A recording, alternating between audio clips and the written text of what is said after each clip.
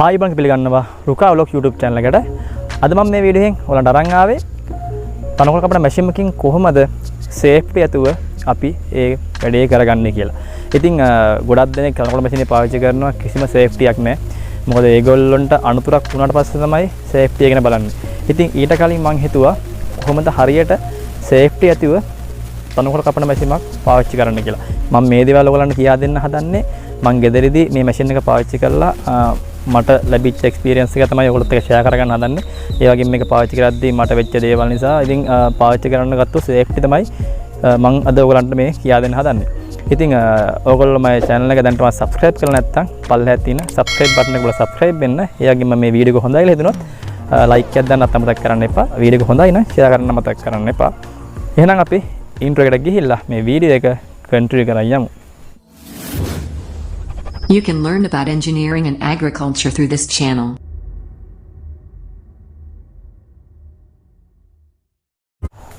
හරි එහෙනම් අපි දැන් බලමු තනකොළ කපන මැෂින් පාවිච්චි කරද්දී පාවිච්චි කරන්න ඕන සේෆ්ටි මොනවාද කියලා. ඉතින් අනිවාර්යයෙන්ම ඔයගොල්ලෝ මෙන්න මේ වගේ බූට් දෙකක් පාවිච්චි කරන්න ඕනේ. ඒ වගේම ග්ලව්ස් දෙකක් පාවිච්චි කරන්න ඕනේ. ඉතින් දැන් මේ මැෂින් එක මම දාලා තින්නේ මෙන්න මේ තලෙන් තමයි මම කපන්න හදන්නේ. ඉතින් තලෙන් කපන්න හැදුවත් නූලෙන් කපන්න හැදුවත් අනිවාර්යෙන් මේ සේෆ්ටි ඔක්කොම පාවිච්චි කරන්න ඕනේ.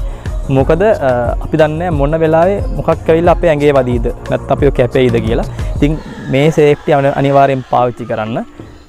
ඒ වගේම හෙල්මට් එකක් අනිවාර්යෙන් පාවිච්චි කරන්න ඕනේ. මොකද ගොඩක් අය මේක තනකොළ කපන මැෂින් පාවිච්චි කරද්දී දාන්නේ නිකන් ගොගල්ස් දෙකක් දාන්නේ. ඉතින් ගොගල්ස් එක දැම්මොත් S2 ආරක්ෂා වෙනවා. සමහරක් වෙලාවට ගල්කට ඇවිල්ලා වදිනවා නල්ලලේ. ඊට පස්සේ මූණේ වදිනවා. ඉතින් ඒ ඩැමේජ් එක නවත්ත ගන්න තමයි ගෙදර තියෙන හෙල්මට් එක මම පාවිච්චි කරන්නේ. ඉතින් හෙල්මට් එක දාලා පාවිච්චි කරද්දී කිසිම බයක් නැතුව ඕන විදිහට කපත හැකි. ගල් ඇවිල්ලා වදිනවා මූණේ හෙල්මට් එකේ වදිනවා. ප්‍රශ්නයක් නැහැ. ඉතින් හොඳම සේෆ්ටි එක තියෙනවා. මේ බූට් දෙක අනිවාර්යෙන් පාවිච්චි කරන්න ඕනේ. මොකද කියලා කියනවනම් දැන් අපි තනකොළ කපන මැෂින් පාවිච්චි කරද්දී ගල්කට ඇවිල්ලා ඇඟේ වදිනවා. ඒක සාමාන්‍ය දෙයක්. ඉතින් මොන වෙලාවක හරි වීදුරුවක් ඒ වගේම කම්බියක් වගේ දෙයක් ඇවිල්ලා ඇඟේ වැදුනොත් මේ බූට් දෙක උසට දාලා තිබ්බේ නැත්නම් අනිවාර්යෙන් අපේ කකුල් ඩැමේජ් වෙනවා.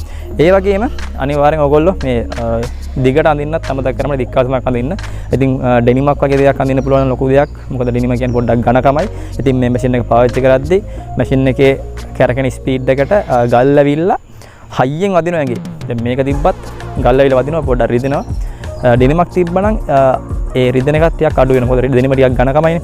ඒ වගේම අනිවාර්යෙන් ඔයගොල්ලෝ අත් දෙක දිගටත් ඇඳලා තමයි මේක පාවිච්චි කරන්න. මොකද අත් දෙකටත් ඇවිල්ලා වදිනවා. අත් දෙකට නේ බෙල්ලටත් ඇවිල්ලා තනකොළ වදිනවා. ඒ දේවල් වෙනවා. ඉතින් පුළුවන් තරම් අපේ ඇඟ කවර් කරගන්න තරමට අපිට සේෆ්ටි එක තියෙනවා.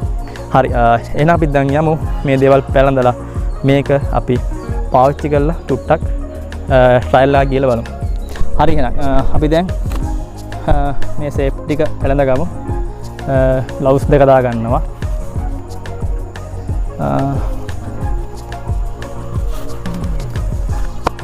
ඊට පස්සේ බූට් දෙකක් දාගමු.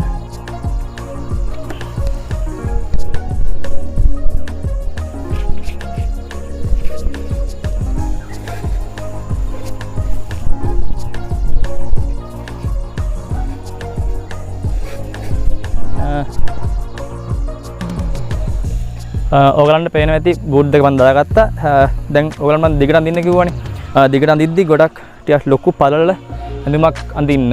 මොකද ඒ කියනවනම් දැන් ඔයාලට පේනවා දැන් මේක දාගත්තට පස්සේ පොඩි ગેප් එකක් තියෙන මේ බූට් එක ඇතුලේ. හරිද? ඉතින් තනකොළ කපන මැෂින් පාවිච්චි කරද්දී ගල් කැට ඇවිල්ලා ඇඟේ වදිනවනේ. එතකොට ගල් කැට වැදුනට පස්සේ මේ බූට් එකේ තියෙන ગેප් එකෙන් ගල් කැට ඇතුලට එනවා. ඊට පස්සේ නම් ඇත්තටම එපා වෙනවා. මොකද ගල් කැට ඇතුලේ අපිට පෑගෙනවා. ඊට පස්සේ හැමට හිර වෙනවා ඇතුලේ. ඉතින් එහෙම වුණාම ආයි ගලවලා ආයි බූට් දෙක සුද්ධ කරන්න ඕනේ. ඉතින් ඒ දේ නවත්ත ගන්න මම කරන්නේ මේ දිග කලිසම මෙම අරගෙන මෙන්න මේ විදියට බූට් දෙක දාගන්නවා කලිසම ඇතුළට. මේ විදියට.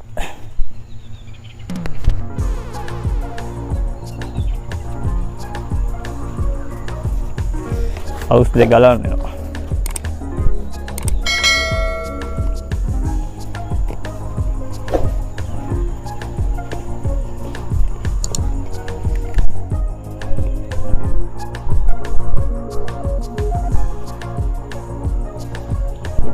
අමාරුයි මොකද මේ කලිසමේ ඉස්සරහා ෆෝල්ට් එක පොඩ්ඩක් ලොකු මදි.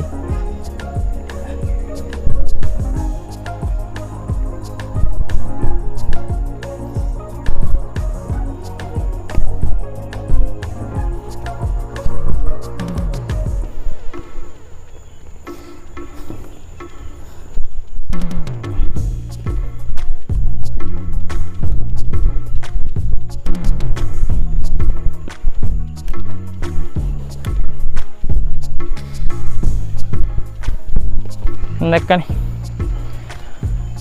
කෙලින්ම කලිසම ඇතුළට තමයි බූට් දෙක ගිහින් තින්නේ. එතකොට කිසි ප්‍රශ්නයක් නැහැ. ගෙලින්ම ගල් කැට ආවත් කෙලින්ම ගල් කැට ටික ඇඟේ වැදිලා බිමට වැටෙනවා. බූට් දෙක ඇතුළට යන්නේ නැහැ. ඉතින් ඒක මාරම සහනයක් ඇත්තටම ගල් කැට ඇතුළට ගියාම නම් වැඩේ නවත්තන්න වෙනවා. වැඩේ නවත්තලා ආයි සුද්ධ කරගන්න ඕනේ බූට් දෙක. ඊළඟ ගල් කැට විතරක් නෙවෙයි තනකොළ යනවා.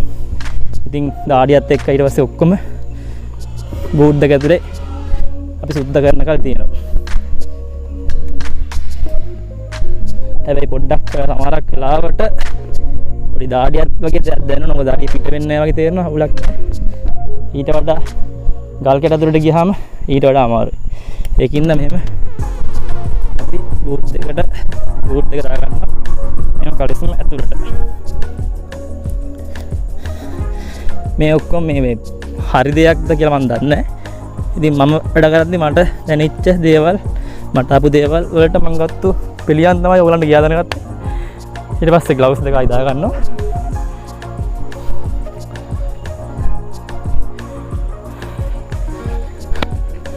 ඊට පස්සේ අන්තිමට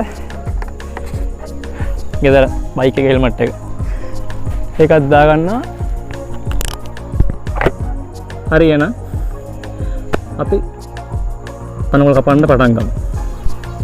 හරියන එහෙනම් මැෂින් එක අපි ස්ටාර්ට් කරගමු. මේ තනකොළ කපන මැෂින් එක සර්විස් කරන වීඩියෝ එකක් මම කලින් කරලා තිනවා.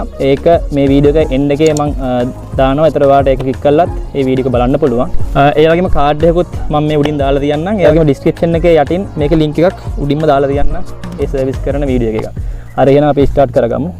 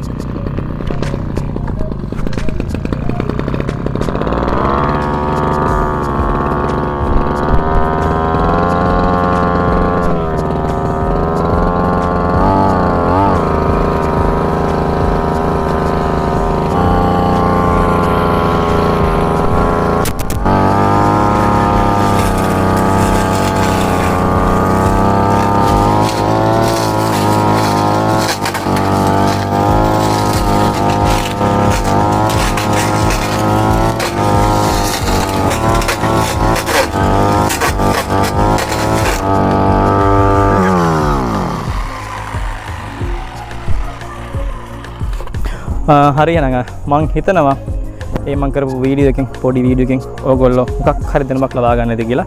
ඉතින් වීඩියෝ එක හොඳයි කියලා හිතනවා නම් වීඩියෝ එක ලයික් එකක් දාන්න මතක කරන්න එපා. මොකද ලයික් එකක් දැම්මොත් තමයි මේ වීඩියෝ එක YouTube එකකින් තව කෙනෙක්ට බලන්න රෙකමන්ඩ් කරන්න. ඒක නිසා ලයික් එකක් දාන්න මතක කරන්න එපා. ඒ වගේම මගේ channel එක ඔයාලා subscribe කරලා නැත්නම් පල්ලෙහා තියෙන subscribe button එක බලලා subscribe වෙන්නත් අමතක කරන්න එපා. ඒ වගේම ඔයාලා අදහසක් මොකක් හරි තියෙනවා නම් පල්ලෙන් කමෙන්ට් එකක් දාගෙන යන්නත් අමතක කරන්න එපා. එහෙනම් මේ වගේ වැදගත් වීඩියෝ එකකින් හැමෝම බලාපොරොත්තු වෙන්න මම මේ සමු ගන්නවා. ඔබ සියලු දෙනාට සුබ දවසක්.